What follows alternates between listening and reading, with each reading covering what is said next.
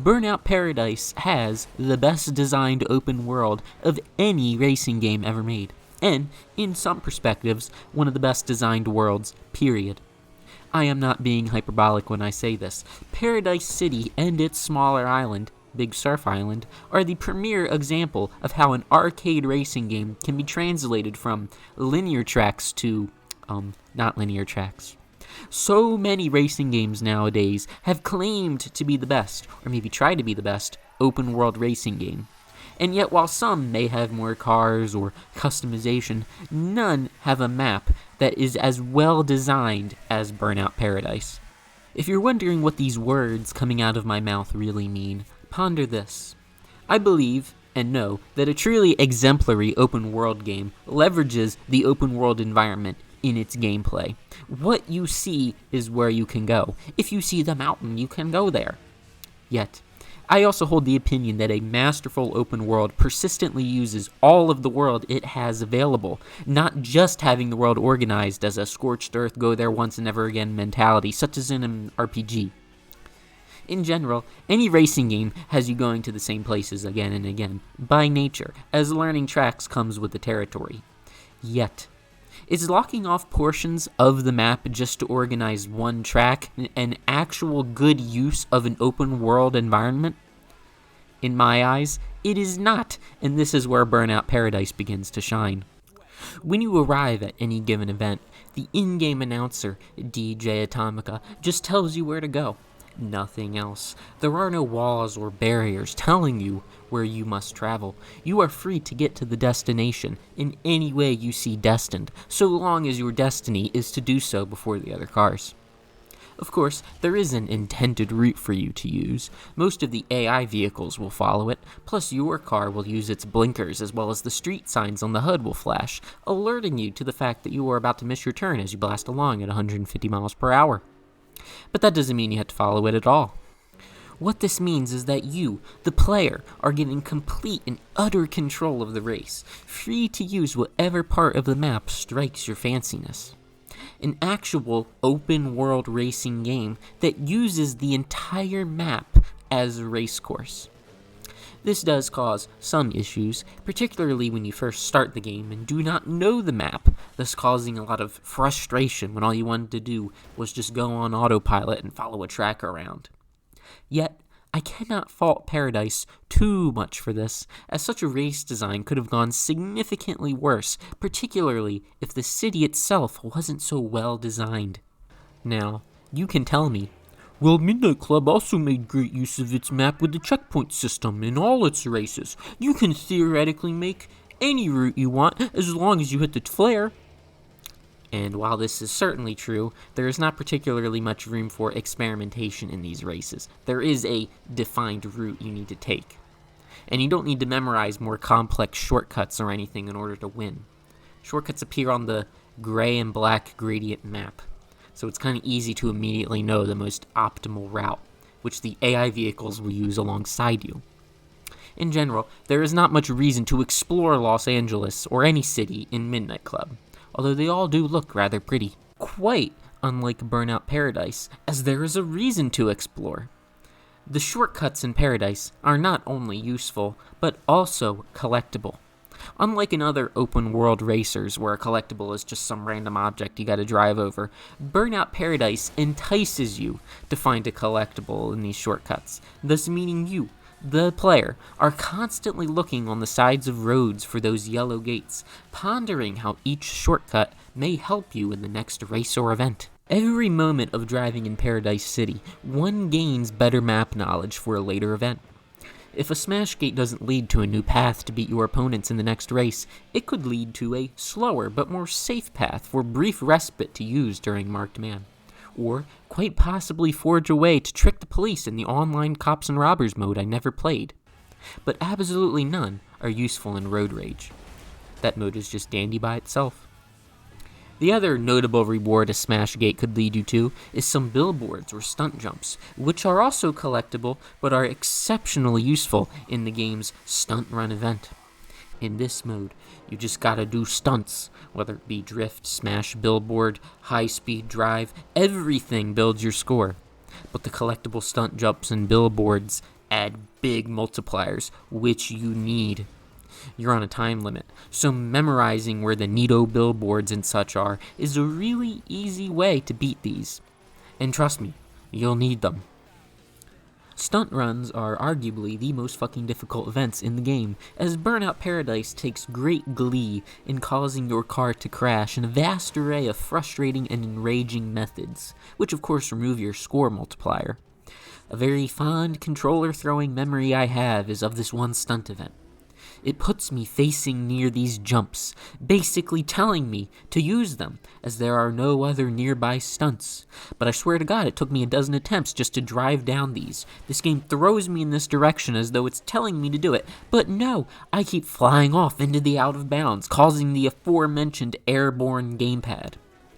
I love the map design here, but its desire to be realistically proportioned does mean there are even more random jutting walls and objects that cause sudden unintended deceleration, more so than Burnout Revenge, and I already thought that the Angel City canals in that game were the worst things ever. These are all just a drop in the water, though, more a small nag than anything else, as the quality of this game compensates for the final thing that Paradise City does correctly, and that is how not a single road is wasted space. Every road in Paradise is a time trial, all of them. Just driving around on them starts a timer, egging you on to immediately beat the time it posts. Furthermore, every road has a pseudo-crash mode challenge, which I will admit is not nearly as good as the old Burnout crash mode. But, to be fair, I believe the only reason crash mode was not added was because Criterion games did not want loading screens or menus. Every event in the game starts instantly from an intersection, so to take the time to load up cars in a puzzling manner would require loading and would be quite limiting to only take place starting from an intersection. Disappointing compromise, but look at the big picture here, the big kahuna in the room. On any given street in Burnout Paradise, there is going to be an event at the beginning of the road, a time trial, and a crash event. All on top of the possibility of there being a shortcut gate, a billboard, or a stunt jump collectible. Every single drivable area in Burnout Paradise has something to interact with that has tangible results. Forza Horizon or Need for Speed have nothing on this. Driving around in Forza Horizon is just driving around doing predetermined skill activities on very particular corners. Unless you are doing these stupid free roam rushes that were removed from Forza Horizon 4 Online, you don't need necessary knowledge of the map, you just need to know what the tracks are. Some may prefer the ability to just cruise in a free-form way without barriers, and that's fine. But the fact that there are zero walls or barriers to stop you from zooming off in the case of the odd mistake really became annoying, and I would know I spent way too much regrettable hours dealing with it in Horizon 4. That was always my complaint with the map. Without walls or barriers, most of the map looks the same, and any mistake or failure to brake on time means you basically screwed up your race online. Conversely, missing a turn in Burnout Paradise is not so much of a big deal. You can still win a race if you're actually good at the game. But being skilled at Burnout Paradise requires you to not only be skilled in driving, but also in map knowledge. Something that the devs clearly wanted you to have, based on what DJ Atomica says if you lose an event. You gotta use all your navigation skills in a race. Take it from your old pal DJ Atomica. Following everybody else won't get you across the finish line in first place, will it? Burnout Paradise is not a perfect game. Nothing is. But the way it challenges the player to not only become better at driving with its high-density traffic and road rage, learning the shortcuts to win a race, knowing where the big super-duper stunt zones are, and knowing where to get away from marked man aggressors, it challenges you to explore creative ways to achieve victory in every event. Some may poo-poo on it because it's different than the earlier titles, but it's this difference that has made it age so well compared to even newer arcade racers. 16 years later, got 'em old, Burnout Paradise still feels like a modern game, which is in no small part due to its map design and game progression. You may not have even realized it, but the entirety of my gameplay here is the Xbox 360 version, not the recent remaster. The game just looks that good 16 years later. Although EA removed the DLC from the old versions, so I can no longer buy the cop cars or the Tory vehicles or the stupid meme hop rod. But what I do have is what actually matters, Big Surf Island, which in my eyes is one of the best expansions ever added to a racing video game.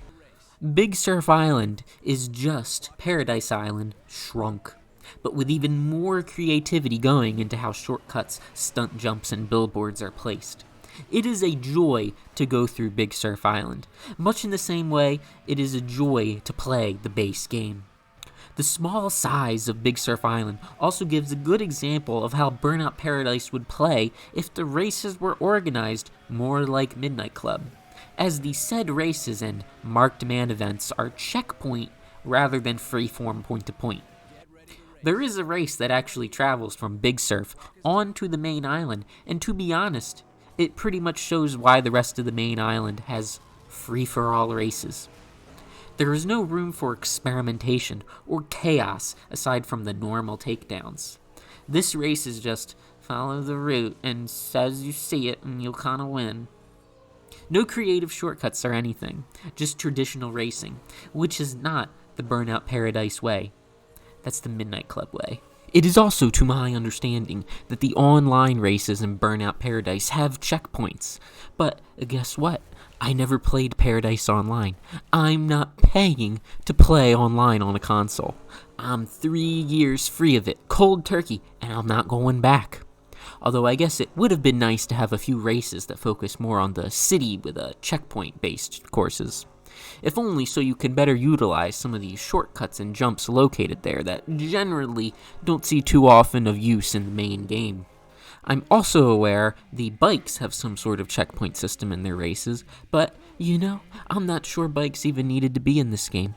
They are neat and cool and rad, but I don't think that the fragility of these vehicles play nice with how easy it is to crash.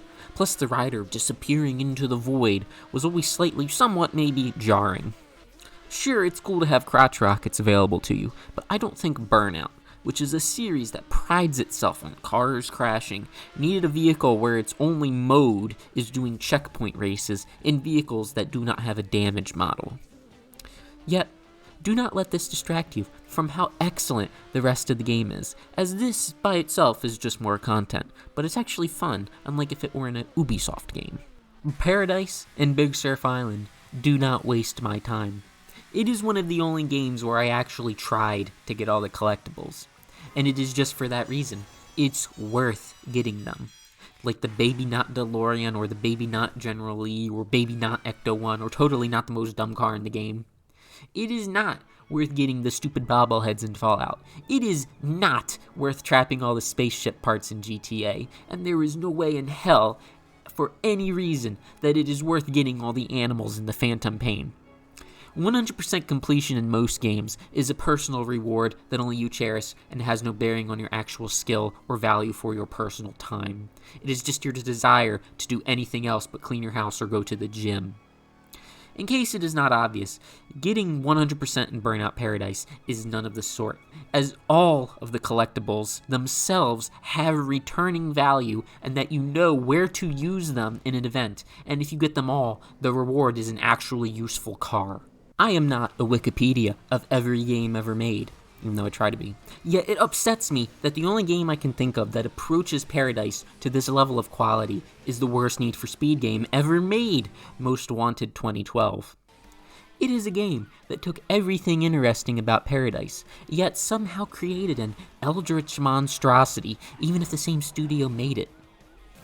I don't even want to talk about this game at length, much less play it again, because it is just really fucking boring, to be honest. It has none of the color or visual splendor of Burnout.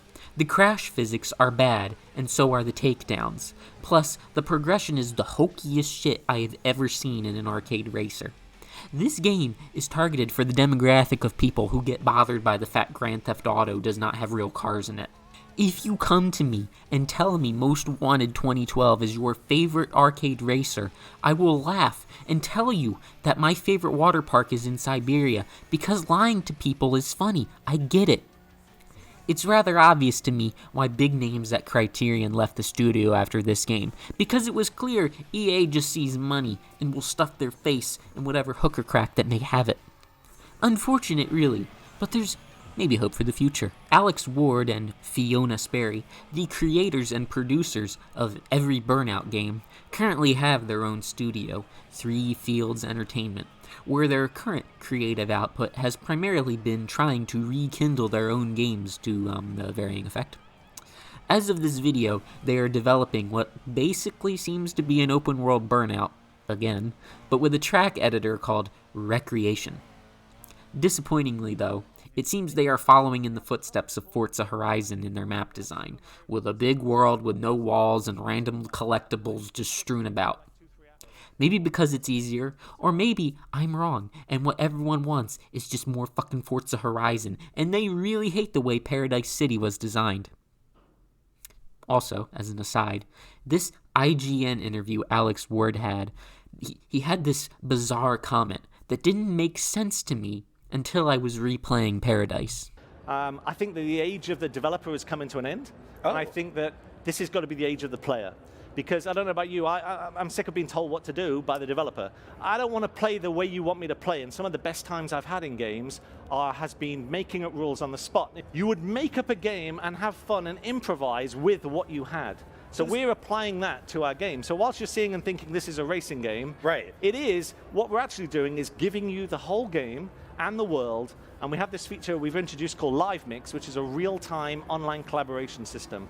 So you can build something, and your friends can be driving on it and building with you, and you can do whatever you want, whenever you want to do it, however you want to do it. Alex Ward says that player expression should take precedence over what the developer wants. I certainly disagree with that in some ways, in fact, many ways. However, there is room for both depending on the genre of the game. But I don't believe that he gained this idea recently, as he clearly had this in mind when creating Paradise. During the game's continual updates post-release, and what can be described as one of the earlier live service games, the devs would make blogs talking about changes, talking about DLC, etc. It was called Crash FM. And in episode 29, the devs show a flyable biplane. The footage is awful, but you can see with your own eyes, the devs made a flyable plane.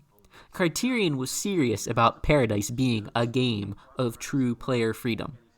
I'm not sure planes would have helped with that, but it was very clear that Criterion had these big plans for Paradise, even if it only just ended up being one of the greatest arcade racers ever made. Criterion wanted Paradise to be the game, the ultimate sandbox, but it's clear that EA had other plans, like adding Obama billboards for that brief period. The online free mode challenges, the lack of hand-holding when it came to the events, the ample amount of rewarding collectibles, Paradise plays like no other racing game ever made. I have no idea if Recreation is going to be worth my attention. Too few games of any genre have actually brought me interest lately. But considering the people that are making it, there is a possibility I will be wrong, and it will not be a waste of my finite earthly time. I've said it before in my previous videos, and I will say it again. I will die on the proverbial hill, but Burnout Paradise is my favorite racing game, and it is certainly one of the greatest racing games ever made. My metric for what makes a masterpiece is something that appeals to hardcore fans of the genre while also being welcoming to newcomers. A game for everyone without diluting what makes people enjoy a genre or series beforehand. Burnout Paradise is colorful, welcoming, playful, any other kind and nice verbiage one could yank out of a thesaurus. It sees cars as toys and plays deeply into the universal desire to see things get destroyed. But it is also an engrossing game to the discerning racing game fan, whether it be through the nature of being a difficult high-speed twitch racer that certainly rewards driving skill, or its standout rewarding exploration to those who put in the time. Paradise is an artistic endeavor, not just through its visual style, but also through its game design that will, quite simply, never age poorly. It is a monumental artistic endeavor that Andy Warhol could only ever dream of achieving, as all he will be remembered for is painting a fucking soup can.